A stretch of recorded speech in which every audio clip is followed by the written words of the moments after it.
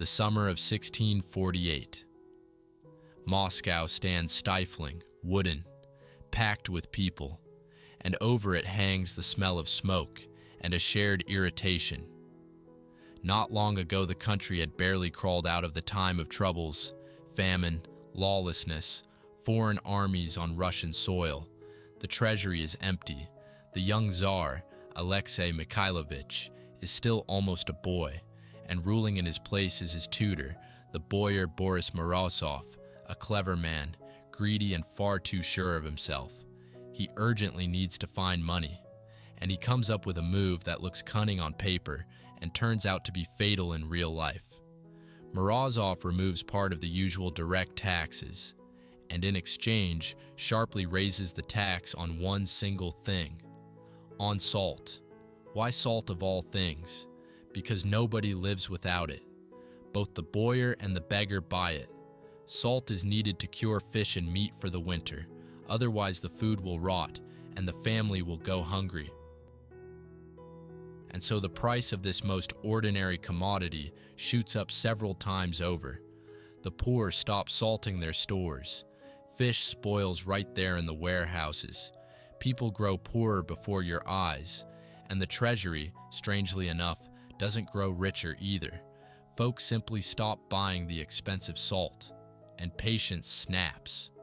In the summer of 1648, a crowd of Muscovites bursts into the Kremlin and demands that the guilty be handed over. Among those on whom years of pent-up anger are vented is the clerk Nazary Chistoy, the very man who came up with the salt tax. Fires break out across the city. Thousands of homes burn down, hundreds of people die, and the Tsar has to secretly hide the boyar Morozov himself in a distant monastery to save his life. Stop for a second and let this sink in.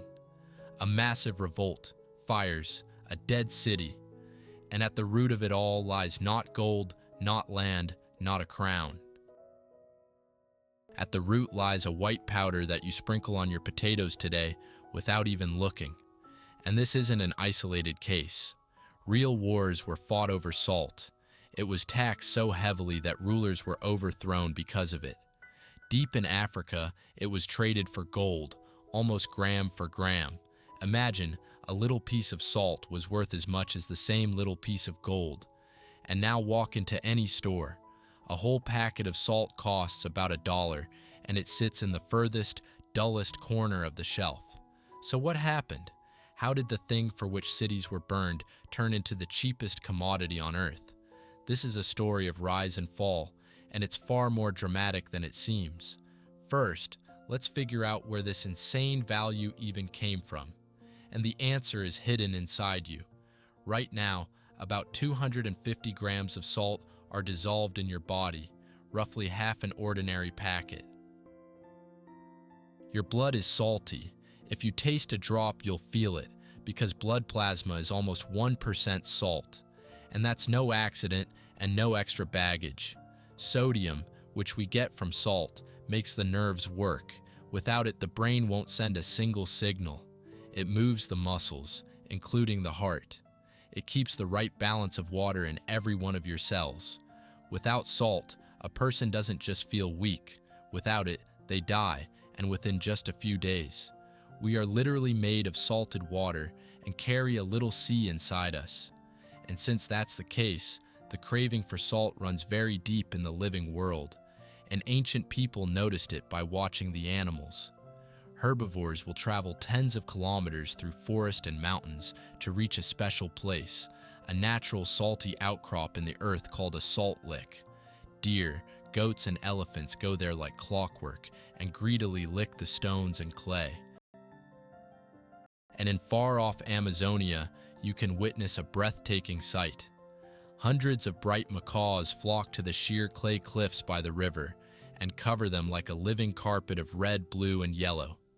Clumsy tapirs and wild peccaries come to the same spot, and they're all doing the same thing, eating dirt. Not from hunger and not from stupidity. Hidden in that clay are the salt and minerals missing from their usual food. Ancient humans watched this and drew a simple, brilliant conclusion. Go where the animals go. and you'll find what you need to live. That's how people learned to find salt. And then they took the next step. They learned to extract it. And here's where real civilization begins. Let's travel to the shore of the Black Sea, to the territory of what is now Bulgaria. There you'll find a place called Provadia Solnitsata, and its age is staggering. People lived and worked here from roughly 5,600 to 4,350 BC. To put that in perspective, it's about 2,000 years older than the Egyptian pyramids. When work was already in full swing here, the pharaohs weren't even on the drawing board yet. So what were they doing here? They were producing salt. Beneath the ground lay a salty spring, a brine. People scooped up this water, poured it into clay vessels and boiled it over fire until what remained were dense white cakes of pure salt. And these cakes became something like the world's first money. They could be traded for anything, for grain, for livestock, for jewelry, for tools. In essence, what we're looking at is the most ancient mint of Europe, a place that produced not coins, but salt. And here's what matters. Provadia is considered not just a center of salt production, but the first true city on the entire European continent. The city grew up around salt. It was surrounded by powerful stone walls, and walls are built only where there is something to defend, where wealth has piled up. And the wealth was extraordinary. Right nearby, archaeologists found the Varna necropolis, an ancient burial site where gold was laid. The oldest worked gold in human history. And the connection is direct. Some boiled down salt and grew rich, and with that wealth they bought and hoarded gold. Hold that picture in your mind. Little white cakes of salt that turn into stone walls, into gold, into the first city of Europe. Salt didn't just feed people. Salt built civilization from the ground up. Salt didn't just save people from starvation, it gave them a superpower they'd never had before. The power to stop time. Fresh meat and fish spoil in a couple of days, and the whole point of a good hunt or a lucky catch could rot before anyone managed to eat it. But salt pulls the water out of the food, and the microbes that cause it to rot have nowhere to live. A salted piece of meat keeps for months. That's the real superpower. Whoever owned salt could stockpile food for the future, feed people through the winter, send it on long journeys, and not depend on whether tomorrow's hunt would go well. It was on this very power that the great armies were sustained. The Roman legions marched across all of Europe not on fresh food, but on salted provisions that didn't spoil on long campaigns. And much later, in the Middle Ages and the early modern period, this role was taken over by salt cod. At first it was caught and prepared by Basque fishermen, then by the Portuguese, off the distant shores of Newfoundland, on the other side of the ocean. The cod was gutted, packed in salt and dried until it was as hard as a board. In that state it kept for a year or more. This salted fish, bacalao, fed all of fasting Catholic Europe, where on certain days meat was forbidden, but fish was allowed. And the same salted fish lay in the holds of the ships that set out to discover new lands. Without salt, there would have been no long voyages and no great discoveries. The sailors would simply have had nothing to eat on the way. Salted herring, in exactly the same way, fed all of northern Europe and sustained an enormous trade. And now let's travel to the other side of the world, to China, and see what feats of engineering the hunger for salt drove people to. In the city of Zhejiang, in Sichuan province, salt lay deep underground in the form of subterranean brine. And for nearly 2,000 years, the Chinese refined the way to reach it. They invented percussion drilling. A heavy stone bit was raised and dropped again and again, pounding through the earth blow by blow, meter by meter. No machines, only muscle, rope, and wood. But that isn't even the most astonishing part. Out of the deep wells, along with the brine, came natural gas, and the Chinese learned to capture it and pipe it through bamboo tubes straight under enormous vats to boil down the salt. This is one of the earliest cases in history of humans using natural gas as fuel for an entire industry. And the crowning achievement of this mastery was the Shanghai Well, completed in 1835. Its depth was 1,001 meters. Think about it, more than a kilometer down into the earth, and all of it bored by hand with simple bamboo tools. It was the first well in the world to go deeper than a kilometer. Later it was called the father of oil drilling, because all the technologies that would be used centuries later to extract oil grew out of these salt wells. Salt, without knowing it, paved the way for the future black gold. States quickly figured out that salt was the perfect way to collect money. No one can do without it, which means you can force everyone to pay. In China, this was brought to perfection. After a devastating rebellion that shook the Tang Empire, the treasury was emptied almost to the bottom. And then an official named Liu Yan restructured the entire salt trade. The state took production under its control, and only merchants with a special permit were allowed to sell salt. And at every stage, the treasury took its cut. The result was staggering. By the year 780, salt was providing more than half of all the cash revenues of the vast empire. Half. Smuggling, that is, the secret trade in salt that bypassed the treasury, was forbidden on pain of death. And Liu Yan himself, the brilliant reformer who had saved the treasury, was executed in the end anyway. Court intrigue didn't spare him. Rome, too, rested on salt.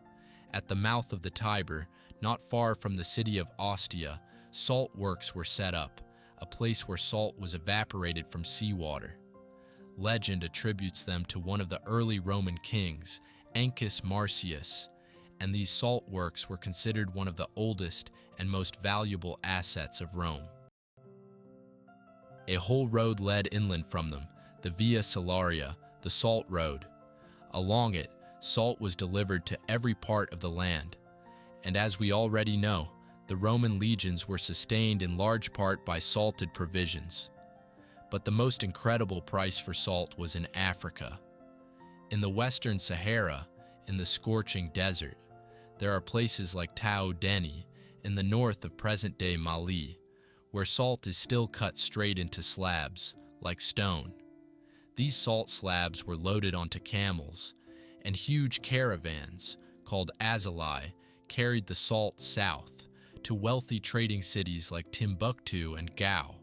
And in the south, in the lands where gold was mined, there was almost no salt, but gold was abundant, and a miracle would occur. There, salt was exchanged for gold, almost weight for weight, a piece of salt for a piece of gold of the same weight. To us, this sounds like madness, but for someone who needs salt to survive and preserve food, gold without salt was useless.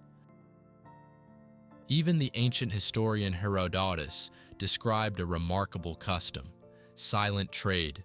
Merchants would lay out their goods on the shore and step back. The other side would come, leave gold beside them, and also step back. In this way, without seeing one another and without saying a word, not trusting strangers, people traded until both sides were satisfied with the exchange. Later, Arab travelers would describe something similar. And the great African empires, Ghana and Songhai, grew rich from both sides at once. They took duties on the salt coming in and on the gold going out. Salt also made the cities of the distant north rich. The Hanseatic League, a powerful association of trading cities on the Baltic and North Seas, was largely built on salt. In the German town of Lüneburg, salt springs flowed, and the salt from there was called white gold. The Lüneburg salt works made the town one of the wealthiest in all of medieval Germany. Salt and salted fish were the very heart of Hanseatic power, and for this trade, the League was prepared to fight, to impose trade embargoes, and if necessary, to go to war. And in Poland, kings stood on salt in the most literal sense. The The royal salt mines at Wieliczka and Bochnia had been working since the 13th century. These were genuine underground cities made of salt. Under King Casimir III the Great, who reigned from 1333 to 1370, salt provided about a third of the entire royal treasury. A third of all the country's money, from under the ground, in white crystals.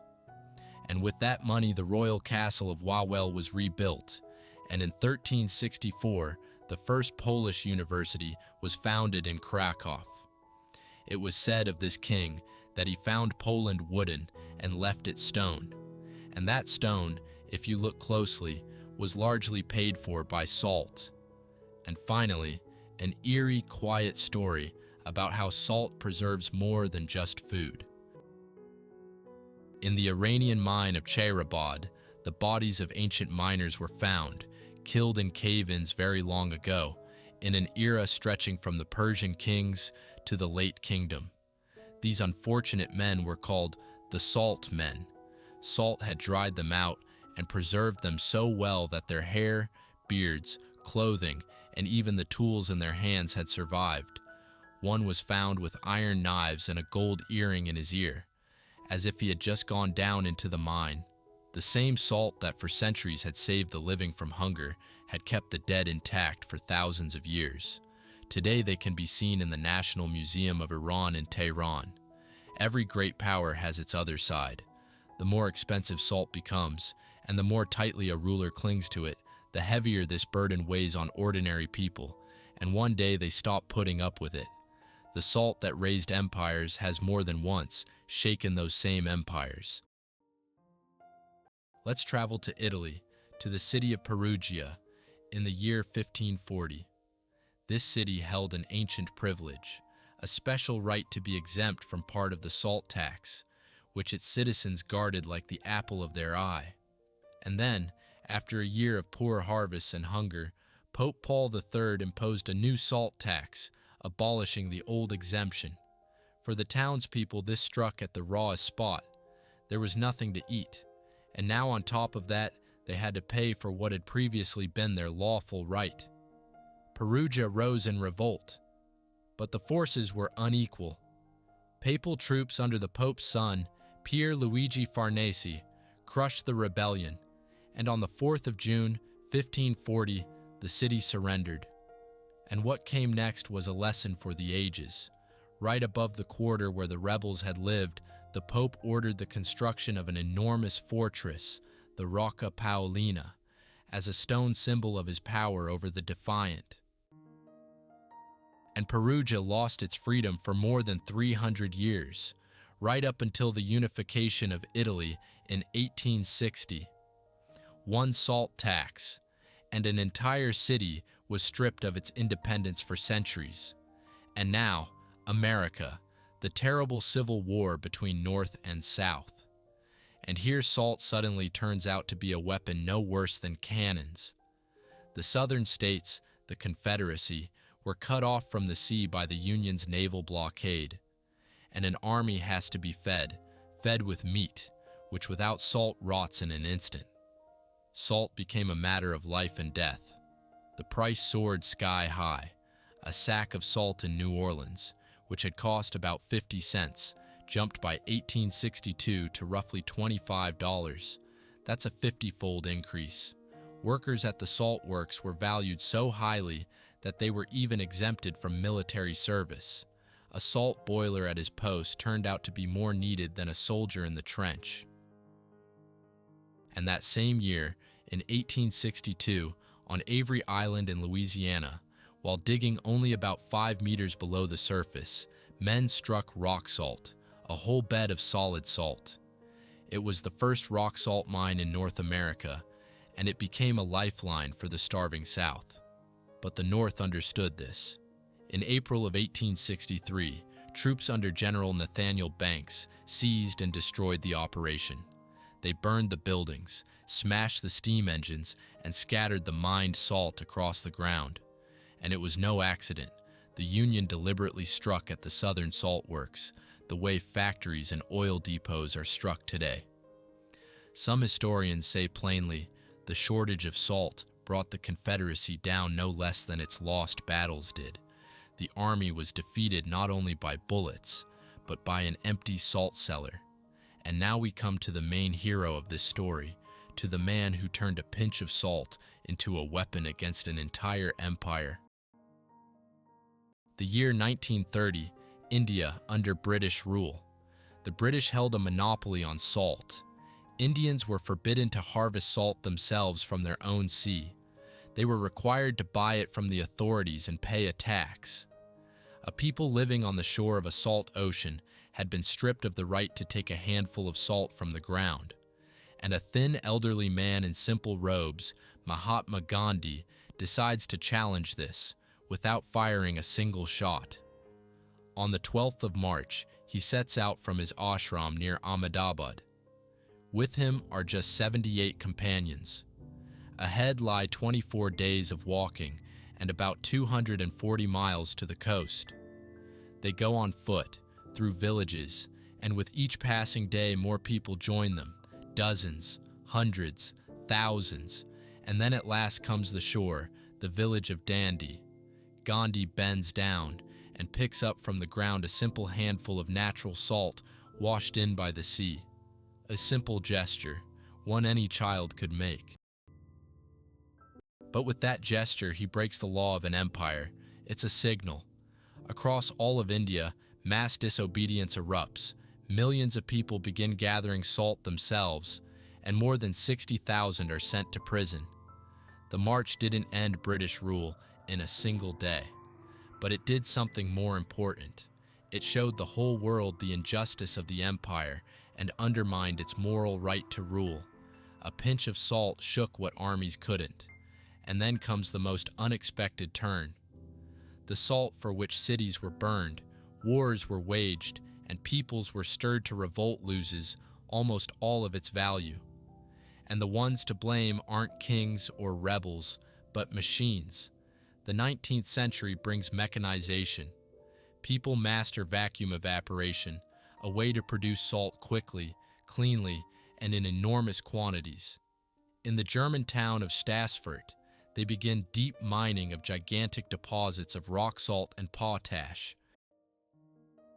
In America, colossal deposits are discovered in Michigan and Kansas, beneath the salt domes of Louisiana. Underground, reserves of salt are found vast enough to last for thousands of years. And on top of that come the railways and steamships, and suddenly millions of tons of salt are being shipped across the world for almost nothing. What was once gathered grain by grain at the cost of human lives now pours from machines in torrents, and salt falls from the throne, from a strategic treasure, from the white gold for which cities were founded and wars were lost. It becomes the cheapest commodity on earth. The very same salt that in Africa was traded gram for gram with gold is now poured by the sackful onto icy winter roads so that cars don't skid. Most of it doesn't even go into food, but into industry. The price for which people once died has fallen to almost nothing, and this is where it's worth stopping and thinking about something larger.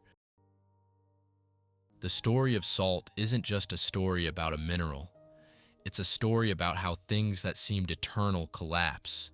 Whole empires, laws, monopolies, fortunes, all of it rested on white crystals. And all of it crumbled the moment salt stopped being rare. What ruled the world yesterday sits today in the back corner of a shop for $1. Think about that as you look at the modern world. Today, much of the world is ruled by oil. Countries fight over it. Fates turn because of it. Entire states are built upon it. Oil now is the new salt. But if history teaches us anything, it's this. One day, a way will be found to do without it. A new technology will arrive, and oil could lose its power in exactly the same way and become just a black liquid. Nothing stays at the top forever. And one more important thought to close with. It's not as if we need salt any less. Your body still requires it. Without it, you wouldn't survive more than a few days, exactly like ancient humans. What changed isn't the need. What changed is the access. Once, to get salt, you had to travel, dig, wage wars, and pay in gold. Now it just sits there on your table. And that's the whole point. The value of things is determined not by how important they are, but by how hard they are to obtain. So the next time you reach for the ordinary salt shaker on the table and sprinkle some on your food without looking, remember, in your hand is the thing for which cities were burned, underground palaces were built, caravans were sent across the desert, and entire peoples were roused to action. The little sea inside you remembers what it once cost.